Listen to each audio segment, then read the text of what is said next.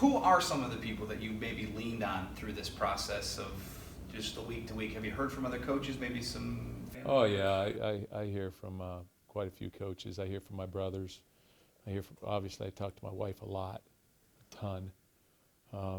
But you know, my family, extended family, and then from a coaching perspective, you know, I'm always, you know, I hear from Jim Tressel, or I hear from Bobby Stoops, or you know, Mac Brown, or you know, and on it goes. I mean, Randy Hart, who's retired, you probably don't know who he is, but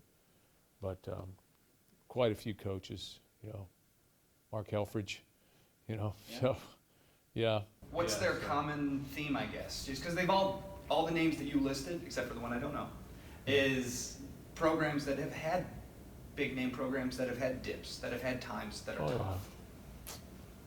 yeah. You know, just hang in there, you know, and I think the overriding theme is everything is things will turn, and you know, you got to stay positive.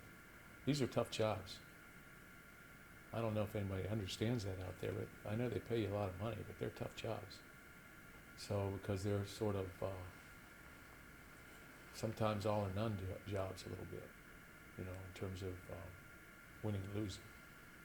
The town hall meetings, you talked. Yeah, I call them that. You guys. Right. Well, now you gave us the. I didn't know what else to call them. Well, when you thought about it, you said you're trying to do everything you can, kind of on the Sure. fly, problem solving. Sure. Do you feel like you didn't maybe address this out there as far as much as you had them? What do you think you got out of them, or is that to be determined?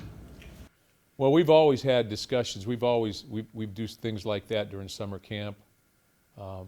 We have mentors for each one of our players that are coaches. You know, so for example, if you're the defensive back coach, you can't mentor any of your defensive backs because you're with them all the time. So you got 5 different guys that you mentor, and we try and do our best there, but it's very busy. Some of the guys you've recruited, some not. So we try to tie into that, but you know, we did it by position group. What did we get out of it? I think we got open conversation, open dialogue. I think that what we got out of it was a sense of that nobody's pointing fingers here. Nobody's blaming people and saying, you're the reason why we've lost. Because there's a lot of reasons, and they're different every week. You know, so I think all we're trying to do is make sure that everybody knows that we're all on the same side, and that you've got to compete. And in order to compete at the highest level possibly that you can, which may or may not be good enough, we all understand that. You got to feel good about yourself, and you got to feel good about the people you're working with. And you got to understand that everybody's in the same boat.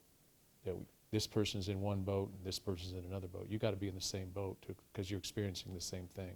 You can't put people in different boats and say it's these guys' problem or these guys' problem.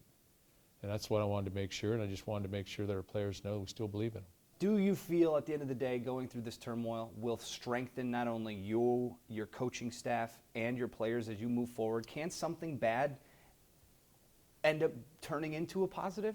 Every experience that you have as a coach or a player will benefit you if it allows you to, if you allow it to. If you get a knee injury and you're sitting there with an ACL, in the end, that will allow you to benefit because you've gone through that aspect of it.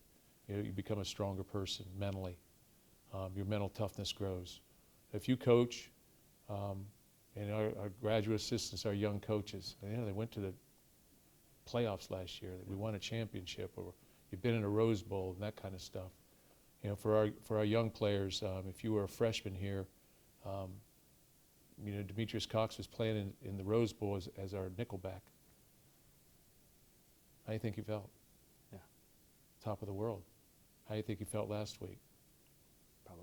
Bottom of the barrel. You know, so you experience all different spectrums. And I think inevitably, if you choose to look at it and deal with it, those things make you stronger. Those make you understand a little bit more about life. If you don't, if you pity yourself, then you know you're going to go into a deeper hole. So my feeling is, hey, don't pity me. You know, don't pity our players. Rally around each other. Hopefully our fans will rally around us. I think most of our true fans do. They want to see us succeed.